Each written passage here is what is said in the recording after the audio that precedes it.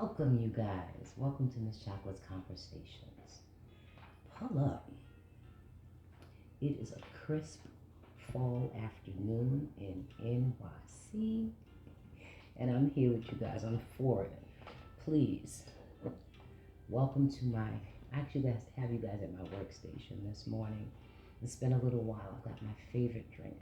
It's my favorite tea, actually. It's peppermint tea with a splash of lemon. And we've got some things to talk about and have conversations about this afternoon. So please go get your favorite drink and pull up. Don't forget to like, subscribe, and hit that notification bell. But today is because I want you to be able to share this video because I think everybody can relate to what I'm going to talk about today. It's likely going to be two parts because I'm going to cover some things. The two parts are they're going to correlate real nice. It has to do with friendships and when you're not okay. Today is what do you do when you know that you know. You hear people say it all the time. Oh, it's okay to not be okay. Well, what do you do when you're not okay? What do you do and how do you not stay in that space of not being okay? That's the talk. Come on, pull up. Again, like, subscribe, hit that notification bell. Last week was a doozy for me, guys. It was a hard week, but I was able to extract some things, some good lessons in the midst of the uncomfortability and in the midst of the pain. I'm just learning to handle things a little differently and just pick up different coping mechanisms to deal with the anxiety so that there's less anxiety and more adaptation of new perspectives so I don't stay in the not so okay places. Bear with me, you guys. For the people who believe in God and subscribe to biblical affirmations, especially throughout the day, happy moments, sad moments, during those times. Like I had to remind myself last week. I had to remind myself that I am beautifully and wonderfully made. I had to remind myself that I am the head and not the tail, that I'm above and not beneath. I had to remind myself that greater is He who is in me than he that is in the world. It is so real, you guys, that I've been trying to do this video for quite some time. I don't even know if you guys are going to hear the background, but I pray that you don't. But if you do, this is even more of a reason. I'm going to keep going because my neighbors are insane. I told you it's pretty early, and I don't know if you can hear my music versus what's going on, but I'm going to keep going. I had to tell myself that no weapon formed against me should prosper. Greater is He who is in me than he who's in the world. I felt all of these things, you guys. I was giving myself all these affirmations, and yet I was still not feeling great. I still could not pull it together, and I said, okay, I know what this is. I know what these feelings are. And those are when you guys feel the early signs of depression and you feel things are weighted, pay attention. Pay attention to what you're feeling, what you feel. It all matters because I was feeling these things for probably about 2 weeks and I was just, trying to sort some things out, compartmentalize other things.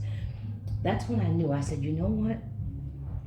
I can't stay in this place. I've been here for a few days too long. And this is when I had to pause and smile and remember that sister women friends, if you're blessed to have genuine sister women friends who will pour goodness into you, they're everything. If you have brother man friends, and I'm not talking about friends with benefits with men. I really genuinely believe that men and women can be friends without any sexual anything. And I've been friends with with my brother. I've been friends with him since my son was 8 and my son is in his 30s. So that's a very, very long time. And these two people were amazing to not only allow me a safe space to say that I wasn't okay, they heard me and they took time to Mani. I have to speak about her. She's amazing. I've been friends with her. We were childhood friends in church, running around, and as we've gotten older, we've rekindled. But when you're not okay, and it's not, and when people say it's okay to not be okay, what do you do? And I picked up the phone and I said, sis, I need to be around somebody who's doing at least doing the vein of what I want to do, who has more money than me, who knows a little bit more than me in certain areas. I need some sister time, girl. I need some sister time. And she heard me. She heard me. She came and she snatched me up, and she invited me to go with her to to a youth. I think she facilitates these young people every week, and she gets them ready for job readiness and college prep if they're interested. But she's she's an avenue and a conduit, if you will, to young people who are interested in working through some things and working toward a goal, and just sitting in her element and watching her do what she did, well, do what she does. It was everything. It was kind of medicine to what I needed, and just to watch her was amazing because here it was, this table of young New York kids from all different. I mean, this was a diversified table, and to watch her in her element, and for her to, these kids, of course, they probably had no idea who I was, but she was pouring into me by just letting me sit there as she was pouring into them and helping them decide what they were going to do next and how she was going to help facilitate what their goals and their dreams are. So that was just amazing. And it seemed like as soon as uh, I was able to take a deep breath, I was able to be around a sister friend who was going to pour into me the same affirmations that I was saying to myself, that I was saying them, but I couldn't feel it. I was becoming so beat down by what I was internally feeling, by circumstances, not, maybe things not working out when I wanted them to, and things like that. But she was able, and she always is, bless her heart, I love you. I know you're watching. But she was able to, when I say this, let me take a deep breath because I'm excited now because I definitely feel better. It's important for all of us to have a safe space, people, a safe space of people, one person. If you just have one, that's enough. God always has a people, you just need one.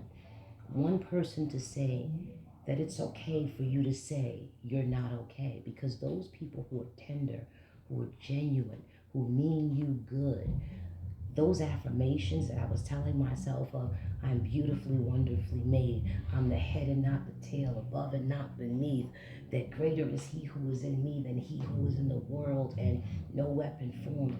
I was saying those things, but once I was able to feel better and she was pouring those same things into me, the energy level it heightened. I felt better. My spirit, she fed me differently than I was feeding myself. She was in an addition. And this is why it's so important that you have people who pour into you, that you can be honest and flawed in front of. Those are the people that love you, and you have to be able to surrender whatever you're feeling that is not the best perspective for you. And it seemed as if as soon as I got free from that, some family stuff started happening almost simultaneously. And my brother from another mother, oh, I love him so much. He was coming from doing something else. He's like, hey, I'm in New York. And I'm like, oh, I would love my favorite. They have these, it's a spot in Queens. He always tells me the name of the spot, you guys. I can never remember. I'm quite the foodie, but it's a spot in Queens, and they've been around forever. They sell the best Haitian patties ever. And he just pops up, and he has a box of my favorite food from Queens. And I just looked at him, and he hugged me, and he's like, yo, sis, it's gonna be all right. It really is. It's gonna be all right. And he didn't even know, he didn't even know a fraction of what Monty knew, but yet he showed up. So relationships are important. What kind of friends you have are important, because you can't trust everybody with your broken pieces. You can't trust everybody with things that are sacred, because where you're trying to go, some people aren't trying to go. So you can't even share. You have to find a safe space. And I'm so grateful that I was able to remind myself of who I am. And then God smiled on me so much. He said, I'm going to send you somebody to pour into you everything that my word says that you are. So I want to encourage you guys. If you're feeling broken, don't stay there. Don't stay there. Find people who love you. Know, and don't be afraid that that's probably going to be in the other video. There's some people in your life that are not your friends. Because if you're unable to tell someone the truth about something and you're unable to hear the truth about you with people that you deem sacred, they're not for you. Friendship is necessary, truth is necessary, vulnerability is necessary, but it must be a safe space. You must be around people that respect you and trust you and love you, and they really want you. They want you to win, and you cannot. I had to learn this. I'm going to say this. This video is almost over. I had to learn, and I used to hear people say it. Don't be afraid to be in a room with people who know more than you, who have more than you, because there are lessons that are priceless. Yeah, they can connect you to leads for jobs or other business opportunities, sure. But when you meet people that pour into your spirit, that's a different kind of blessing. That's a different kind of that's a different kind of wealth as well. That's a different kind of wealth. So remember that, you guys, and stay encouraged. Stay encouraged and watch how you pour into people, and be careful of how people and what people are pouring into you. So, like, subscribe, and hit that notification bell. And dear people, please continue to keep having necessary conversations. You guys be blessed and be a blessing. Take care.